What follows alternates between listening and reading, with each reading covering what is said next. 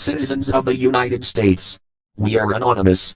There is a new bill that the United States government has successfully passed. It is called the Stop Online Piracy Act, or SOPA, for short. Also known as the Protect IP Act of 2011.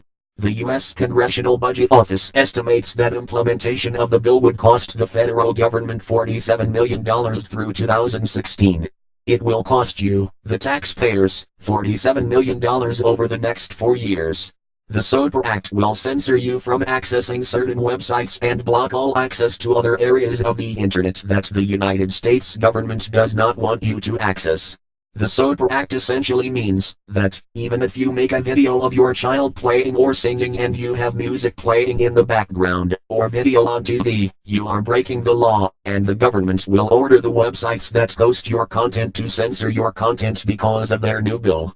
Or, if you visit websites that are on servers not in the United States, you will be blocked, so that you cannot access them.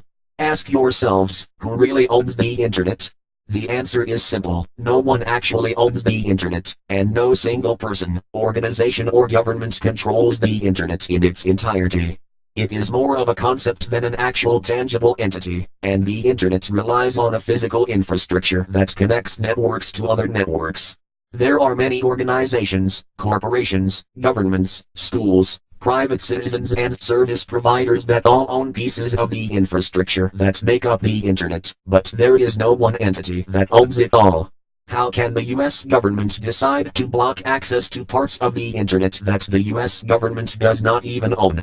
The SOPA Act is a direct violation to people's right to freedom of knowledge and information, and for that violation the United States government is a disgrace to the land of the free that every United States soldier has fought or died for. The United States government is essentially telling the people of the United States that they are free to do as the government tells them. If people do not follow their rules, they will arrest them for making an attempt to learn. But the government will tell the media that these people are getting arrested for acts of treason, domestic terrorism, or Internet piracy. As for the United States government, who gave you the right to regulate the people's right to think outside the box and use the Internet as they see fit? If we cut off global Internet, shouldn't we also cut off all foreign affairs? Should we hinder globalization completely? Perhaps all other world trade centers are acts of terrorism by existing, as they use the Internet for commerce. The ambiguity of this bill should terrify you. This video likely will not last long on YouTube. As long as you can, download YouTube Downloader, and help us share this message. If you speak, they have to listen.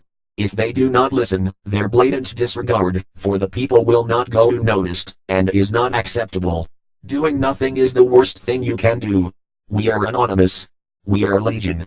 We do not forgive. We do not forget. Expect us.